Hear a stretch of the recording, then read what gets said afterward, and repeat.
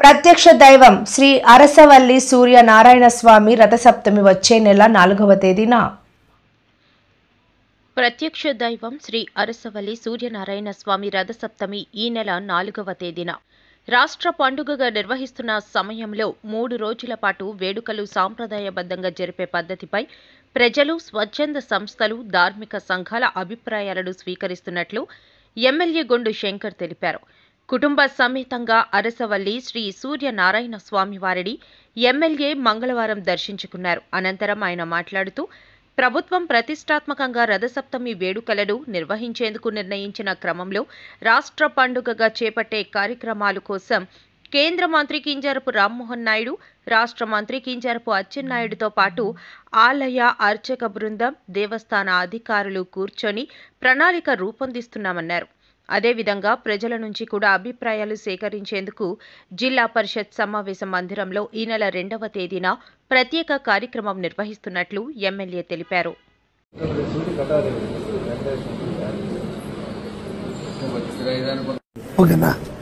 అందరికీ నమస్కారం.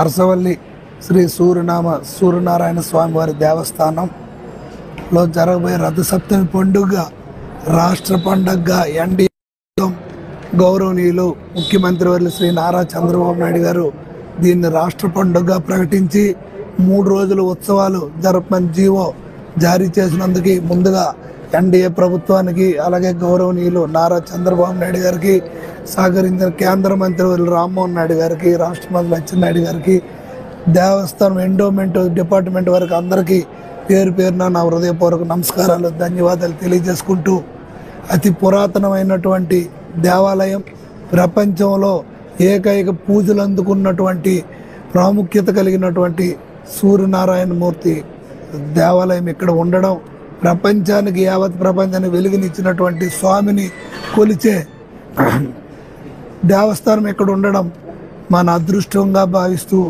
ఇది ఎప్పటి నుండో దినదినం కొద్దిగా అభివృద్ధి చెందుతూ రావడం జరిగింది. దీన్ని రథసప్తమికి లక్షలాది మంది ప్రజలు వచ్చి ఇక్కడ ఆ రోజు స్వామివారి నిజరూప దర్శనం చేసుకోవడం ఆనవాయితీ. దీన్ని గౌరవ మంత్రివర్యులకి రాష్ట్ర పండగగా అడిగితే వెంటనే తక్షణమే స్పందించి రాష్ట్ర పండగగా దీన్ని అనౌన్స్ చేసి 3 రోజులు ఉత్సవాలు చేయమన్నారు. దీనివల్ల ఇది ఒక టూరిజం హబ్గా, ఒక పెద్ద పిలిగ్రిమ్ సెంటర్గా ఫ్యూచర్లో ఇది అయ్యే అవకాశం ఉంది. కనుక దీనికి తగిన ఏర్పాట్లు, అలాగే దీనికి కావలసిన ఏదైతే ఈ యాత్రకు సంబంధించిన అన్ని చర్యలు కూడా తీసుకోబడతాయి.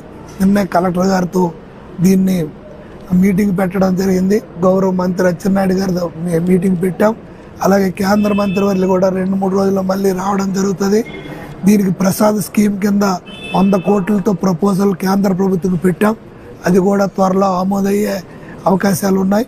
వీలైన తొందరగా అది కూడా ఆమోదించి దానికి కూడా దీన్ని ఇంప్లిమెంట్ చేసి ఆలయ అభివృద్ధికి పూర్తిగా మేము తోడ్పడతాం. అలాగే రేపు రథసప్తమికి అలాగే 3 రోజులు జరగబోయే కార్యక్రమాలు కూడా త్వరలో వెల్లడిస్తాం. రేపు 2వ తారీఖున జడ్పీ హాల్లో మేము ప్రజలందరి తాలూకా సూచనలు, సలహాలు తీసుకోవడానికి మీటింగ్ కూడా మేము కండక్ట్ చేయబోతున్నాం.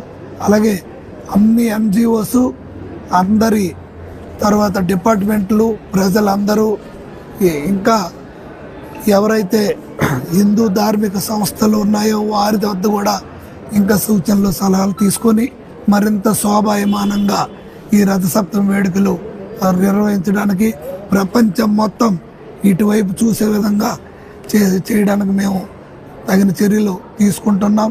దానికి ప్రజలందరూ కూడా సహకరించవలసిందిగా, శ్రీకాకుళం నియోజకవర్గ ప్రజలను కూడా సహకరించవలసిందిగా కోరుతున్నాం.